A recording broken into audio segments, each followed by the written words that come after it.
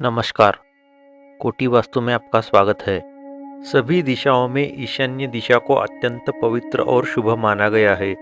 इस दिशा में देवी देवताओं का वास होता है। स्वयं कैलाशपति ईशान इस दिशा के अधिपति है। भगवान ईशान का स्वरूप चतुर्भुज है। त्रिशूल उनका आयुध है। पत्नी पार्वती और वाहन वृषभ है। ज्योतिष शास्त्र के अनुसार ईशान्य दिशा का कारक ग्रह गुरु है। अष्ट दिक्पालों में ये प्रमुख है। ज्ञान प्राप्ति, अध्यात्म, मोक्षेच्छा आदि से जुड़ी चीजें ईशान्य के कोने में रखने से उनका अधिकतम लाभ प्राप्त होता है। इसीलिए वास्तुशास्त्र ये कहता है कि पूजा का कमरा या ध्यान का कमरा वास्तु के ईशान्य कोने में बनाना चाहिए। घर के ईशान्य कोने को हमेशा साफ सुथरा और पवित्र रखना चाहिए। इस दिशा में कूड़ादान या सेप्टिक टैंक जैसी चीजें ना हो, इसका विशेष ध्यान रखना चाहिए। वास्तुशास्त्र के अनुसार घर के ईशान्य कोने में पूजा का स्थान होना चाहिए, लेकिन आग्नेय में स्थित किचन की उत्तर दिशा में स्थित ड्राइंग हॉल में खुलने वाला पूर्व दिशा का मुख्य प्रवेश द्वार और ईशान्य कोने में बना पूजा का कमरा, इन तीनों की पूर्तता करना सद्यकालीन वास्तु रचना में थोड़ा असंभव है। इसीलिए किचन के ईशान्य कोने में पूजा का स्थान बनाना अधिक उचित है। अगर किचन में पर्याप्त जगह है तो पूजा के लिए अलग से कमरा बनाना बेहतर है। पूजा करते वक्त देवी देवताओं का मुख पश्चिम की ओर और साधक का मुख पूर्व दिशा की ओर हो, ऐसी पूजा घर की रचना होनी चाहिए।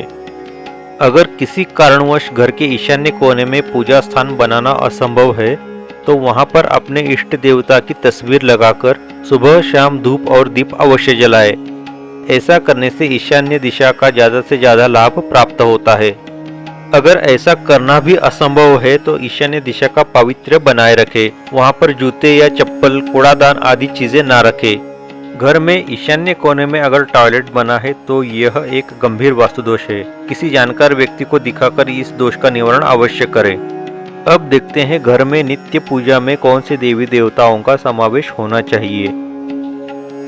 पूजा घर में कौन से देवी देवताओं का समावेश होना चाहिए और उनके कार्य का स्वरूप, इसके अज्ञानवश किसी एक ही देवता की उपासना या व्यक्ति पूजा की प्रथा घर में चालू हो जाती है, जिसके कारण कुलाचार, कुल धर्म नष्ट होकर धर्मांधता, धर्मभ्रष्टता और नास्तिकता बढ़ने का खतरा रहता है। जिस पीढ़ी में ये परिवर्तन होता है उस पीढ़ी को इस महादोष के लिए जिम्मेदार माना जाता है। एक आदर्श पूजा घर में पंचायतन देवता, कुल देवता, इष्ट देवता और उपकरणात्मक देवताओं का समावेश होता है। इसके अलावा वैकल्पिक देवताओं का समावेश भी पूजा घर में किया जा सकता है। सगुण उपासना के माध्यम से निर्गुण निराकार परमात्मा की प्राप्ति के लिए पंचायतन देवताओं का नित्य पूजा में समावेश होना जरूरी है।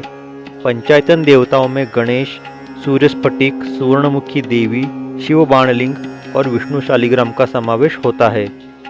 कुल देवी या कुल देवता वंश के रक्षक देवी देवता होते हैं। हर एक धार्मिक कार्य में इनका स्मरण करना बहुत जरूरी है। जिस तरह पंचायतन पूजा करने से मनुष्य की आध्यात्मिक स्तर पर उन्नति होती है, उसी प्रकार कुल देवता की निरंतर उपासना करने से अधिभौतिक और अधिदैविक स्तर पर स्थैर्य, क्षेम, सुख आदि प्राप्त होते हैं। घर में कुल देवी देवताओं की उपासना रुक जाने से या कुलाचार और कुल धर्म का पालन ना करने से घर की उन्नति रुक जाती है। घर में उपद्रव, कलह, अशांति का माहौल पैदा हो जाता है। आगे वंश भी नहीं चल पाता। इसीलिए जिन लोगों को अपने कुलाचार या कुल धर्म के बारे में जानकारी नहीं है, उन्हें अपने किसी बुजुर्ग रिश्तेदार से या किसी जानकार व्यक्ति से सलाह लेकर कुल देवता की उपासना शुरू करनी चाहिए। पूर्व जन्म के अच्छे संस्कार और इस जन्म में सत्संग के कारण जो देवता आपको प्राप्त होती है उसे इष्ट देवता कहा जाता है। जगत गुरु दत्तात्रेय के अवतार रूप में या आपके आध्यात्मिक सद्गुरु स्वरूप में ये देवता होते हैं। कुल देवताओं का संबंध परंपराधिष्ठित व्रताचार, कुलाचार, कुल धर्म और आराधना से होता है। वही इष्ट देवताओं का संबंध संप्रदायाधिष्ठित साधना से होता है। कुल देवता की उपासना करने से इहलौकिक चतुर्विध पुरुषार्थ की प्राप्ति हो जाती है। इष्ट देवताओं को ब्रह्म स्वरूप माना गया है। उसकी उपासना करने से मनुष्य की आत्मोन्नति हो जाती है। नित्य पूजा के लिए शंख, घंटा, दिया और कलश का होना जरूरी है। इनमें देवता वास करते हैं, इसलिए इनका पूजा घर में समावेश करना और स्वल्प पूजा करना आवश्यक है। वैकल्पिक देवताओं में विविध देवता यंत्रों का समावेश होता है। उसी प्रकार नववधू के साथ आए बालकृष्ण, अन्नपूर्णा और मंगला गौरी की मूर्ति भी पूजा घर में रखने की प्रथा है। इन्हें भी वैकल्पिक देवता माना गया है। देवता यंत्र कई प्रकार के होते हैं, जैसे मेरु पृष्ठ, कूर्म पृष्ठ, भूपृष्ठ इत्यादि। ये धातु या स्फटिक से बने होते हैं। पूजा में इनका समावेश करने से पहले इन्हें विधिपूर्वक सिद्ध करना चाहिए।